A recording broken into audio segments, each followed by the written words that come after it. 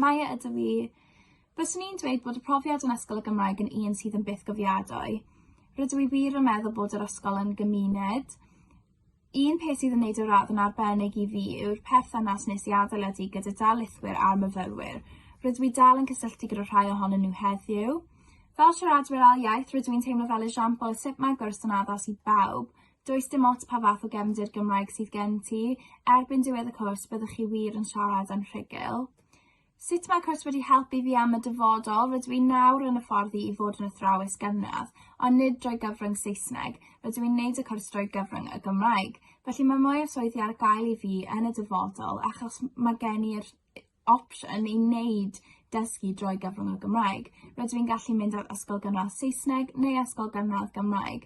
Felly, os ydych chi'n meddwl am wneud rhywbeth drwy gyfrwng y Gymraeg, bendant, mynd at ysgol y Gymraeg Caerdydd. Maen nhw wir yn ysgol arbennig. Byddwch chi byth yn edrych yn ôl. Pob lwc!